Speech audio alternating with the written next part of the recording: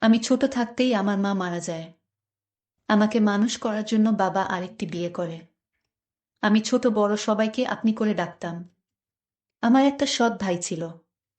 আমার সৎ ভাইয়ের চরিত্র তেমন একটা ভালো ছিল না। একদিন আমার সৎ ভাই আমাকে তার বন্ধুর বাসায় নিয়ে। তাহলে শুনুন আমার বাস্তব জীবনের গল্পটা। আমার নাম টিনা আক্তার। গরিব পরিবারের মেয়ে আমি। বাবা কৃষি কাজ করে, টিনা পড়ালেখায় অনেক ভালো, তাই পড়ানোর আগ্রহটা ও বেশি। টিনাকে পড়াতে চাই, তাই তো কষ্ট করে হলে ও ভার্সিটিতে ভর্তি হয়েছে। আজই গ্রাম থেকে এসেছে, এসেই এমন এক অবস্থায় পড়েছে। টিনা দেখতে অসম্ভব সুন্দর, অনেক নরম মনের, যখন তখন যাকে তাকে বিশ্বাস করে ফেলে। লেখাপড়া ছাড়া আর কোনো কিছু বুঝে না। গরিব হলেও অনেক আদরের টিনা সবার চোখের মণি। কিন্তু টিনার বাবার পক্ষে এত টাকা জোগাড় করা কষ্ট হচ্ছিল। কোথায় থেকে এত টাকা আনবে? মেয়েটার বড় ইচ্ছা কলেজে লেখাপড়া করে বড় কিছু হওয়ার। কিন্তু আমার তো নুন আনতে পান্তা পুরাই। আমার বাবা রাত দিন পরিশ্রম করে আমার লেখাপড়ার খরচ বের করত। কিন্তু বাবার কষ্ট আমার কিছুতেই সহ্য হতো না। আমি বাবাকে বললাম, বাবা, আমার জন্য তোমার এত কষ্ট করতে হবে না। আমি লেখাপড়ার খরচ আমি নিজেই বের করতে পারবো। বাবা বলল, তুই কেমন পারবি? বাবা, তুমি কোনো চিন্তা করো না, শুধু আমার প্রতি দোয়া রাখো। আমি ভার্সিটিতে পড়ালেখা করব বাবা। এটা আমার স্বপ্ন। আমার একটা ছোট ভাই ছিল। আমার মা ছোটবেলায় মারা যান। কিন্তু আমার বাবা আরেকটি বিয়ে করেন। কারণ সংসারে রান্নাবাড়া করার মতো কোনো লোক ছিল না। আর তাই বাধ্য হয়ে বাবা বিয়েটা করল। আমার ছোট মাও আমাকে খুব ভালোবাসেন, নিজের মায়ের মতো আমিও দেখি। কিন্তু আমার একটা ছোট ভাই ছিল, তার নাম জিসান। সে লেখাপড়ায় খুবই কাঁচা। লেখাপড়া না করে সারাদিন আড্ডা মারে বন্ধুদের সাথে। লেখাপড়ার প্রতি তার কোনো আগ্রহ নেই। আমার ছোট ভাইয়ের কোনো মতলব ভালো না। সে কিছুদিন আগে বন্ধুদের সাথে ঝগড়া করেছে। একটা ছেলেকে মেরেছে। কিন্তু এই ছেলের চিকিৎসার সমস্ত খরচ আমার বাবার বহন করতে হয়েছিল। আমার বাবার কথার অবাধ্য থাকতে সবসময়। আমি এত ভালো লেখাপড়া করি, তার প্রশংসা শুনলে তার মাথা নিচু হয়ে যেত। আমার প্রশংসা সে কিছুতেই সহ্য করতে পারত না। কারণ আমি তার ছোট বোন ছিলাম। নিজের আপন বোন হলে আজ সে খুশি থাকত হয়তো। যাই হোক, আমার সৎ ভাই কিছুদিন পর একটা মেয়েকে পছন্দ করে। তাকে সে বিয়ে করতে চায়। কিন্তু তার তো কোনো কর্ম নেই, বিয়ে করে কিভাবে সংসার চালাবে? বাবা তাকে নিষেধ করেছে যে, তুমি এখন বিয়ে করতে পারবে না। আগে একটা চাকরি করো, তারপর দেখা যাবে। আমার সৎ ভাইটি তখন বাবার সাথে রাগারাগি করল। বলল, ওই মেয়েকে না পেলে সে বাঁচবে না, নিজেও মরে যাবে, আর কত কি বলতে লাগলো। আমার ভাই বাবার সাথে রাগ করে বাড়িতে থেকে চলে গেল। একটা বেসরকারি প্রতিষ্ঠানে চাকরি নিল আমার ছোট ভাই। এর মধ্যে মেয়েটির বিয়ে হয়ে যায় অন্য জায়গায়। যার জন্য সে চাকরি নিল তাকেই পেল না। আমি তাকে সান্ত্বনা দিলাম, ভাইয়া, আমি তোমাকে এর চেয়ে ভালো মেয়ে আমার ভাইয়ের জন্য নিয়ে আসব। সে তখন আমায় বলল, আপু, তোরে একটা কথা বলি। আমি বললাম, কি কথা ভাইয়া? জিসান বলল, আমি তোর লেখাপড়ার সমস্ত খরচ আমি দিব। আমি তোর স্বপ্ন পূরণ করব। এই কথাটা শুনে আমার ভালো লেগেছিল। কিন্তু হঠাৎ এত মায়া আমার জন্য কেন হলো? তা নিয়ে আমার মনে কৌতূহলের সৃষ্টি হলো। আমি বললাম, ভাইয়া থাক, তোমার কষ্টের টাকা দিয়ে আমার লেখাপড়া করতে হবে না।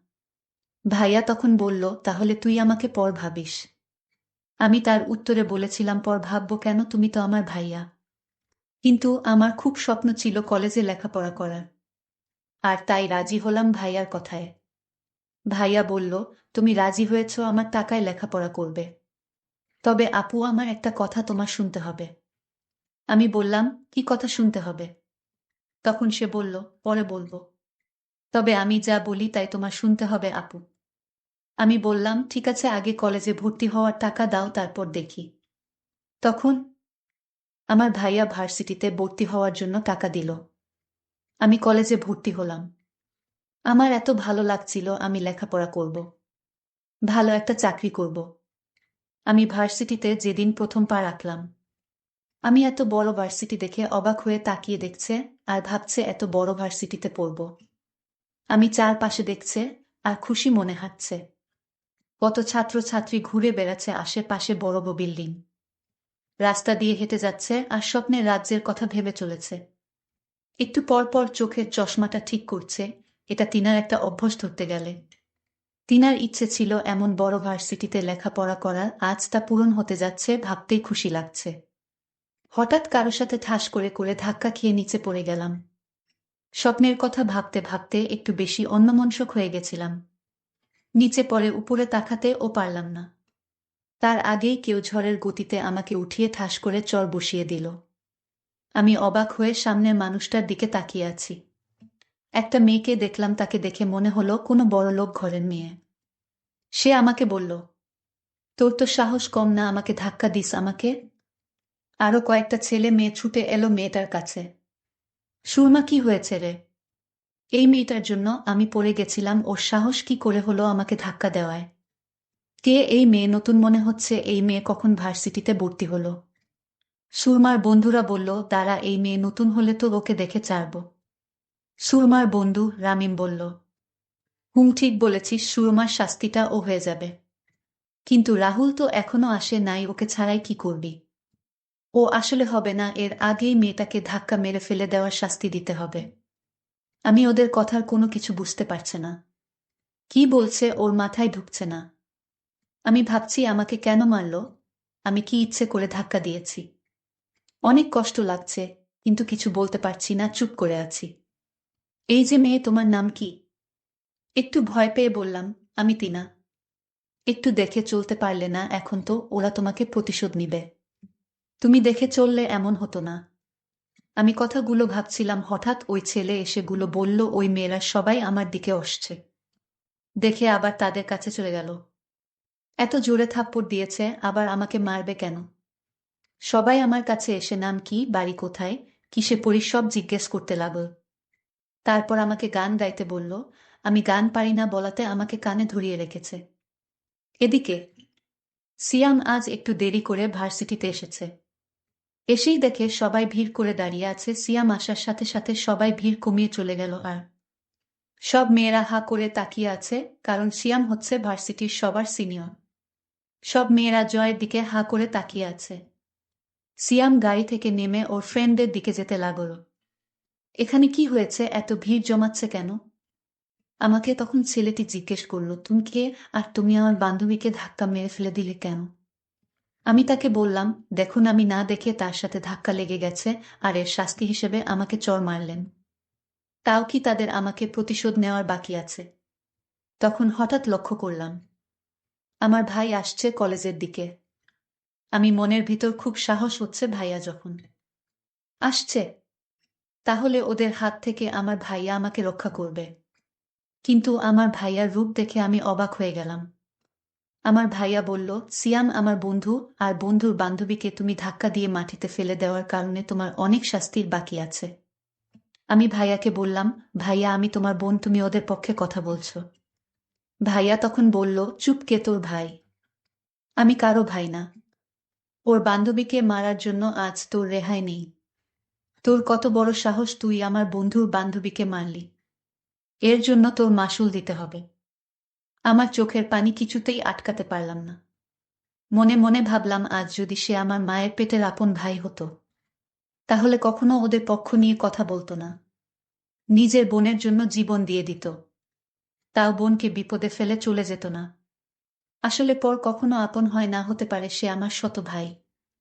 সৎ ভাই এরকম আচরণ করবে? আমি তখন কান্না করতে লাগলাম। আমার কান্না দেখে ওরা হাসতে লাগলো, আর বলতে লাগলো, কেঁদে কোনো লাভ নেই। আমার ভাই হঠাৎ বলল, আমার সাথে চলো। আর ওরা বলল, আজ তুই বেঁচে গেলি তোর ভাইয়ার জন্য। ভাইয়া বলল, আমি তোকে টাকা দিয়ে কলেজে ভর্তি করিয়েছি, সেই টাকার কথা কি ভুলে গেছ? আমি বললাম, কি করতে হবে আমাকে বলো। আমি তোকে নিয়ে আমার বন্ধুর বাসায় যাব। আমি বললাম, বন্ধুর বাসায় কেন? জিসান বলল, আমি তো আগেই বলেছি তুই আমাকে কোনো প্রশ্ন করবি না। আমার সব কথা তোর শুনতে হবে। হুম ভাইয়া, বলেছি। আজ আমার মনটা ভীষণ খারাপ, কারণ আমি আজ প্রথম ভার্সিটিতে এসে যে অপমানিত হয়েছি। আমি আজ কোথাও যাব না। অন্যদিন বলিস তোর বন্ধুর বাসায় গিয়ে আসবনে। আমার ভাইয়া তখন খুব রাগান্বিত হয়ে বলল, এখন বলেছি, এখনই যেতে হবে। আমি ভাইয়াকে বললাম, ভাইয়া প্লিজ, আমার খারাপ লাগতেছে, আমি আজ তোর সাথে কোথাও যেতে পারবো না। এই কথা বলতেই আমাকে একটা জোরে চড় মারে ভাইয়া। আমি কান্না করে বললাম, ভাইয়া তুই চড় মারলি? আমার আপন ভাই হলে আমাকে এভাবে মারতে পারত না। ঠিক আছে, আমি যখন তোর কাছ থেকে টাকা নিয়ে ভুল করেছি, তাহলে এই ভুলের প্রায়শ্চিত্ত আমার দিতে হবে। ভাইয়া নামক পাষাণ মানুষটি বলল, গাড়িতে উঠ। আমি কোনো কিছু না বলে চুপচাপ গাড়িতে উঠে পড়লাম। তারপর সে আমাকে তার বন্ধুর বাসায় আমাকে নিয়ে গেল এবং বলল, আমি তোরে এখানে কেন এনেছি জানিস? আমি বললাম, কেন আনলে এখানে? তখন একটা বয়স্ক লোককে আমাকে দেখিয়ে বলল, ওই লোকটিকে বিয়ে করতে হবে তোর। ভাইয়া বলল, ওই যে মানুষটিকে দেখতে পাচ্ছিস ওর সাথে তোর বিয়ে দিব। আমি বললাম, এটা কোনোদিন সম্ভব না। ভাইয়াকে বললাম, ভাইয়া আমার একটা পছন্দ আছে, আর সেই পছন্দের উপর তুই জোর চালাতে পারিস না। ভাইয়া তখন বলল, বসে বসে আমার বাবার সব টাকা শেষ করেছিস তুই। আমার বাবা আমাকে তেমন একটা ভালোবাসে না, শুধু তোর জন্য। আর তাই তোকে আর সহ্য হচ্ছে না। তোর জন্য আমি বাবা আমার প্রতি তেমন নজর রাখে না, ভালোবাসে না, শুধু তোর কথা ভাবে। তাই আমি মনে মনে ভেবেছি তোকে ওই লোকটার সাথে বিয়ে দিয়ে দিব। লোকটা অনেক টাকার মালিক। একটু বয়স বেশি আর কি। বয়স বেশি হলে সমস্যা কি? আর আমি ওই লোকটার কাছ থেকে টাকা নিয়ে তোরে কলেজে ভর্তি করিয়েছি। আমিও অনেকদিন যাবত তার কাছ থেকে টাকা নিয়ে চলেছি। আমি তখন ভাইয়াকে বললাম, এই লোকের সাথে আমার বিয়ে দিলে আমার জীবনটা শেষ হয়ে যাবে। ভাইয়া প্লিজ। ভাইয়া তখন বলল, আমি কোনো চাকরি করিনি। চাকরি আমার মিথ্যা বানানো নাটক ছিল। আমি তখন আমার ভাইকে একটা থাপ্পড় মেরে বললাম, এই তোর প্ল্যান ছিল। আমি কোনো মতে এখান থেকে পালিয়ে আসলাম। বাবার কাছে কান্না করে সব বলে দিলাম। বাবা তখন আমায় সান্ত্বনা দিয়ে বলল, আজ তোর মা বেঁচে থাকলে এমনটা হতো না। তোর ভাই টাকার কাছে বিক্রি হয়ে গিয়েছে। যে ভাই টাকার লোভে পড়ে নিজের বোনকে একটা বয়স্ক লোকের সাথে বিয়ে দিতে চায়, সে তো ভাই না। তোর ভাই নিজের স্বার্থের জন্য তোকে কলেজে ভর্তি করল। ও দিন দিন ও আরো অভদ্র হয়ে যাচ্ছে। আমি বাবাকে বললাম, বাবা তুমি ওকে এখন কিছু বলো না। ওকে ভালো করার দায়িত্বটা আমার হাতে তুলে দাও। ওকে কিভাবে ভালো করতে হবে তা আমার জানা আছে। আজ যদি আমি ওর আপন বোন হতাম তাহলে আমার সাথে এই নাটকটা করতে পারত না। বন্ধুরা, সময়ের স্বল্পতার কারণে আজকের গল্পটি শেষ করতে পারিনি, এই জন্য সবার কাছে আন্তরিকভাবে দুঃখিত। এর পরের পার্ট আগামীকাল আপলোড দেওয়া হবে। সেই পর্যন্ত সবাই ভালো থাকবেন। ধন্যবাদ।